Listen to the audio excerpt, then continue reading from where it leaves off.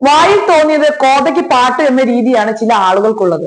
മനസ്സിലുള്ള വിഴുപ്പുകൾ സമൂഹത്തിലേക്ക് ഒരു ഒളുപ്പമില്ലാതെ ഛർദ്ദിക്കും, ഒരു തരത്തിലുമുള്ള കുറ്റബോധമില്ലാതെ. ചിലപ്പോഴൊക്കെ ചക്ക വീണ് മുയിൽ ചാവുന്നത് പോലെ അത് ഗുണം ചെയ്യുമെങ്കിലും ചിലപ്പോഴൊക്കെ എട്ടിന്റെ പണി തന്നെയാവും കിട്ടുന്നത്. ബി ജെ പിക്കാരെ സംബന്ധിച്ച് ഇങ്ങനെ സംഭവിക്കുന്നത് പുത്തരിയൊന്നുമല്ല. സ്ത്രീ അമ്മയാണ്, ദേവിയാണ് എന്നൊക്കെ നാഴികയ്ക്ക് 40 വട്ടം അവർ പറയും. എന്നിട്ട് ഒരു അവസരം കിട്ടിയാൽ ഈ ദേവിയെ തന്നെ തൊഴിയിരിക്കും.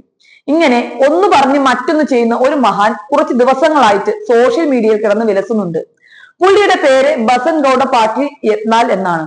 പുള്ളിക്കാരനെതിരെ ഒരു കേസ് രജിസ്റ്റർ ചെയ്തിട്ടുണ്ട് ബാംഗ്ലൂർ പോലീസ്. ആളൊരു MLA ഒക്കെയാണ്. പറഞ്ഞിട്ട് എന്താ കാര്യം? വായിലെ നാക്ക് ശരിയല്ലെങ്കിൽ പോലീസ് സ്റ്റേഷനിൽ നിന്നും ഇറങ്ങാൻ സമയം കാണില്ല.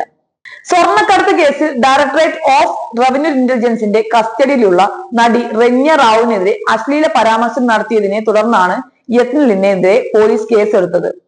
സ്വർണ്ണക്കടത്തിൽ പിടിയിലായതിനെ തുടർന്ന് റെന്യ റാവുവിനെതിരെ MLA നടിക്കെതിരെ അശ്ലീലവും ലൈംഗികപരവുമായ പരാമർശം നടത്തുകയായിരുന്നു.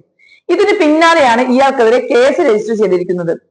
BNS സെക്ഷൻ 79 സ്ത്രീയുടെ മാന്യതയെ അപമാനിക്കൽ വകുപ്പ് പ്രകാരമാണ് കേസ് രജിസ്റ്റർ ചെയ്തിട്ടുള്ളത്.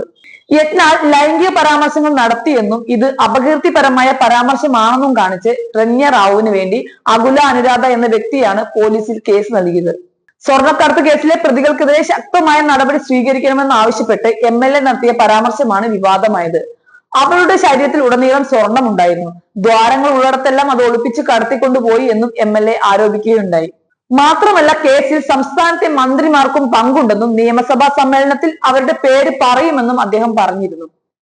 മാർച്ച് 3-നാണ് കർണാടക DGP രാമചന്ദ്ര റാവുവിന്റെ വളർത്തുമകളായ റെന്യ റാവുവിൽ നിന്നും ദുബായിൽ നിന്നും വരുന്ന വഴി ബാംഗ്ലൂർ വിമാനത്താവളത്തിൽ വെച്ച് 12.56 കോടി വില മതിക്കുന്ന 14.2 കിലോഗ്രാം സ്വർണം പിടിച്ചെടുത്തത്. തുടർന്ന് നടത്തിയ റെയ്ഡിൽ അവരുടെ വസതിയിൽ നിന്നും 2.06 കോടി രൂപയുടെ സ്വർണ്ണാഭരണങ്ങളും 2.6 കോടി രൂപയും പിടിച്ചെടുക്കുകയുണ്ടായി. നിലവിൽ റെന്യ റാവു കസ്റ്റഡിയിൽ തുടരുകയാണ്. സ്വന്തം നാക്ക് തന്നെ തിരിഞ്ഞു കൊത്തിയപ്പോൾ കിട്ടിയ പണിയിൽ കൂട്ടത്തിലുള്ളവരെല്ലാം കൈവിട്ട അവസ്ഥയിലാണ് ഇപ്പോൾ MLAക്ക്. പുള്ളിയെ കുറ്റം പറയാൻ പറ്റില്ല. സ്വർണ്ണക്കടത്ത് എന്നൊക്കെ കേട്ടപ്പോൾ എന്തെങ്കിലുമൊക്കെ പറയണ്ടേ? താനൊരു പൊതുപ്രവർത്തകനല്ലേ എന്നൊക്കെ തോന്നിക്കാണും. ആ ഒരു ആവേശത്തിന് പറഞ്ഞപ്പോൾ കിട്ടിയ അടിയാണിത്. പറഞ്ഞു വന്നപ്പോൾ സ്വർണം കടത്തിയതിനേക്കാൾ വലിയ ക്രൈം ആയെന്ന് മാത്രം. ഇതാണ് പറയുന്നത്, അവസരം കിട്ടിയാൽ മാത്രം പോരാ, പിടിച്ചു നിൽക്കാനുള്ള കഴിവും കൂടി വേണമെന്ന്. അല്ലാതിരുന്നാൽ ഇതായിരിക്കും അവസ്ഥ. സംഭവം കൈവിട്ടു പോയതോടെ നേതാവ് മൗനവ്രതത്തിലാണ്. ഇതിൽ നിന്നും രക്ഷപ്പെടാൻ ഇനിയിപ്പോ ആരെ പഴി ചാരണമെന്നായിരിക്കും ചിന്ത.